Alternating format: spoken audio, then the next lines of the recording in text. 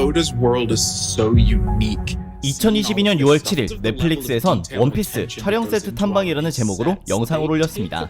영상에는 몽키 D. 루피 역을 맡은 03년생 멕시코 출신 배우 이냐키 고도이와 And as you can see, we're here in South Africa bringing One Piece to life. 각본가들인 스티븐 메다와 맷 오원스가 등장했는데, 참고로 이냐키 고도이는 얼마 전 B맨 채널에서 소개했던 임퍼펙트라는 넷플릭스 오리지널의 주인공 중 하나로 등장한 바 있고, 스티븐 메다는 드라마 로스트, 맷 오원스는 루크 케이지와 에이전트 오브 실드의 각본가였습니다.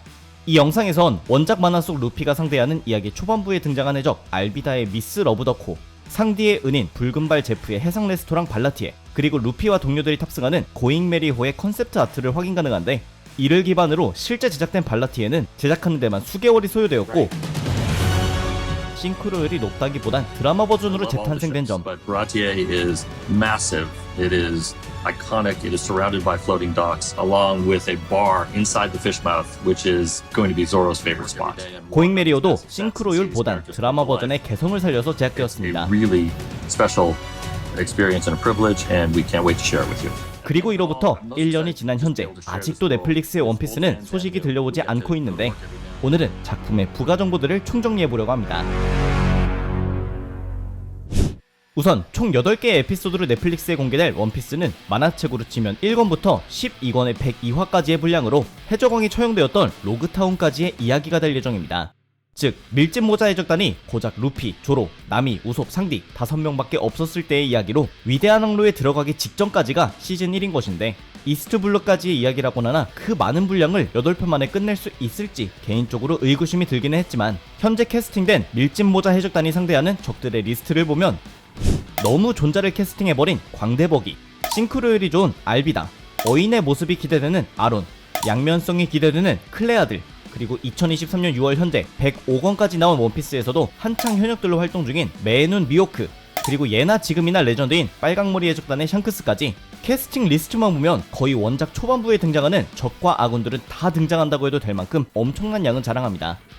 가장 중요한 밀짚 모자 해적단 원년 멤버 5명의 캐스팅부터 살펴보자면, 루피 역의 이냐키 고도이는 앞에서 설명드렸고, 삼검류의 롤로노아 조로는 96년생 아라타마 켄유라는 일본계 미국인 배우로 엄청난 호평을 받았던 만화책 실사와 넷플릭스 작품 바람의 검심 최종장 더 파이널에서 검사 유키시로 애니시로 등장했었고, 국내에선 퍼시픽리 업라이징에 등장한 료이치로 얼굴을 알리기도 했습니다.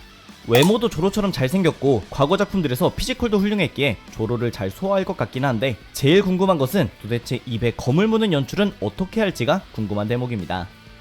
다음은 원피스에서 섹시하면서도 귀여움의 대명사 나미 역할의 에밀리 러드입니다. 미국 출신의 93년생으로 루피 역의 이냐키보다 10살이 많은 에밀리는 대표작으로 넷플릭스 오리지널 피어 스트리트 1978에 등장했는데, 이 작품에서도 그렇고 평소 배우 프로필을 봐도 나미의 이미지가 떠오르진 않지만, 사실 이 부분은 작품이 공개되고 나서 평가해야 할 부분이라 생각합니다. 다음으로 저격왕이자 구라쟁이인 우솝인데, 배우는 96년생 제이콥 깁슨으로 국내에선 거의 이름이 알려지지 않은 데뷔 7년차 배우로, 그의 캐스팅이 공개된 후에 해외 포럼에선 우솝보다는 우솝의 아버지 야솝의 이미지에 어울리지 않냐는 글이 올라오기도 했는데, 제작진이 공개한 공식 현상금 포스터에선 원작에서의 비정상적인 긴 코가 아닌 평범하게 표현된 것으로 보아 실사화 버전에선 긴 코는 버린 것으로 보입니다. 그리고 이스트블루에서 마지막으로 팀에 합류한 상디는 95년생 스페인 출신 배우 타즈 스카일러가 맡을 예정인데, 마찬가지로 국내에선 거의 알려진 바 없지만 제작진이 공개한 현상금 포스터에선 짧은 금발만 상디와 싱크로율이 보이는 상황입니다. 아마 여기까지 보신 분들은 주인공들의 캐스팅이 다국적이라는 게 확인되셨을 텐데, 이는 캐스팅에 직접 관여했던 만화책 원피스의 원작자 오다이치로 선생님의 의견이 반영된 것으로, 각 원피스 캐릭터들이 현실에 존재한다면 국적이 어떻게 되나요? 라는 질문에 작가님이 답변한 것과 거의 유사합니다. 루피의 경우 브라질이라고 했었는데, 현재 캐스팅이 된 이냐키는 같은 남미 계열의 멕시코 출신이고, 일본이라고 했던 조로는 일본 출신의 아라타마 켄유를, 나미의 경우 스웨덴 출신인데, 스웨덴의 인구 약 1000만 명 중 1% 정도만 흑인이기 때문에 스웨덴 하면 떠오르는 인종인 백인을 캐스팅한 것으로 보이고, 우솝은 아프리카라고만 언급했기 때문에 흑인으로, 마지막으로 상디의 경우엔 프랑스였는데 지도상 바로 아래 붙어있는 스페인 출신 타즈 스카일러를 캐스팅한 것은 같은 서유럽이기 때문이 아닐까 추측됩니다. 그럼 도대체 2023년 현재 제작 상황은 어떻게 되느냐? 촬영은 10개월 전인 22년 8월 22일에 종료되었다고 각본가 스티븐 메다가 밝혔는데, 이 작품 탄생부터 현재까지 고생스러웠던 비하인드가 많습니다. 사실 처음 제작이 발표된 것은 2017년 일본의 소년점프의 편집장인 히로유키 나가노를 통해서였는데 당시 원피스의 20주년을 축하하는 의미에서 시작된 기획이었습니다. 이후 여러 제작사들이 붙기 시작하더니 3년 후인 2020년에 오다이치로 작가가 직접 10개의 에피소드로 구성된 넷플릭스 시리즈가 될 것이라 밝혔는데 추후엔 8개로 수정되었지만 이스트블루까지의 여정이 첫 번째 시즌이 될 것이라는 점은 현재까지도 유지되고 있습니다. 촬영은 남아프리카 공화국에 위치한 케이프타운에서 진행되었는데 케이프타운은 역사적으로도 1600년대 중반부터 1700년대 초반까지 실존 해적들의 주요한 거점이기도 했고 당시 이 거점을 두고 활동하던 유명 해적 중엔 검은 수염이라는 별명으로 불린 에드워드 티치라는 해적도 실존했는데 그는 원피스에서도 같은 별명, 같은 이름으로 등장하기도 합니다. 어쨌든 이렇게 상징적인 곳에서 촬영이 시작되기 직전이었는데 코로나가 터져버려서 2020년은 통째로 날려먹고 드디어 21년 3월 각본가 스티븐 메다는 해적왕 골디 로저의 이름을 따서 코드네임 프로젝트 로저라는 이름으로 제작이 시작되었음을 밝혔습니다.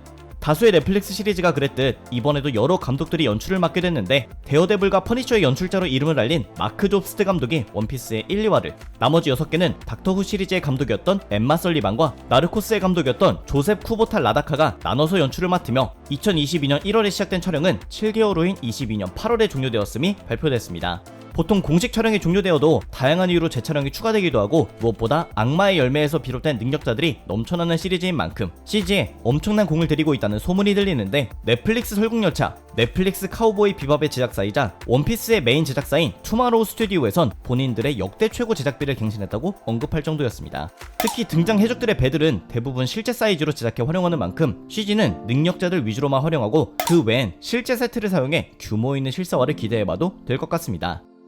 마지막으로 현재는 8개의 에피소드로 축소되었지만 최초로 10개의 에피소드가 공개되었을 때 각각 에피소드들의 제목도 공개되었는데 첫 번째 에피소드는 로맨스 던으로 우리말로 직역하자면 동터오는 모험시대로 이는 오다 H로 작가가 원피스를 내놓기 전에 그렸던 해적을 주제로 한 단편 만화의 제목이며 이때도 주인공은 루피였지만 너 내 동료가 되라 라며 동료를 찾는 게 아닌 본인이 해적선을 찾아다니며 동료로 넣어달라고 부탁하는 약간 다른 타입이었습니다.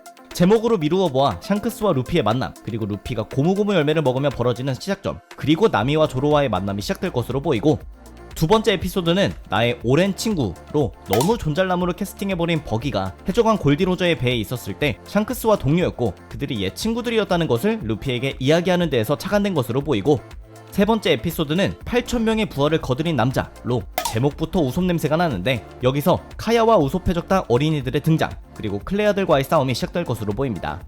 네 번째 에피소드는 바다의 요리사로 당연히 상디와 해상 레스토랑 발라티에의 등장을, 다섯 번째 에피소드는 우물안 개구리로 아마 조로가 세계 최고의 검객 메에눈 미호크에게 발려서 눈물을 흘리는 이야기를, 여섯 번째는 상어 이빨로 아론을 의미하는 것이며 여기서부터 나미의 배신과 과거 이야기가 시작될 것이고, 일곱 번째 에피소드는 귤나무로 나미의 슬픈 과거사가 드러나고 아론에게 지배받는 코코야시 마을의 이야기를, 여덟 번째 에피소드는 상어의 위로 루피가 아론을 쓰러뜨리고 나미와 코코야시 마을을 해방하는 이야기를, 아홉 번째 에피소드는 끝과 시작으로 이스트블루의 여정의 끝지점이자 위대한 항로의 시작점인 로그타운에 도착한 뒤의 이야기를, 마지막 열 번째 에피소드는 그랜드라인으로 드디어 위대한 항로에 밀짚모자 해적단이 진입하는 이야기를 그리며 여기까지가 첫 번째 시즌의 마지막으로 보입니다.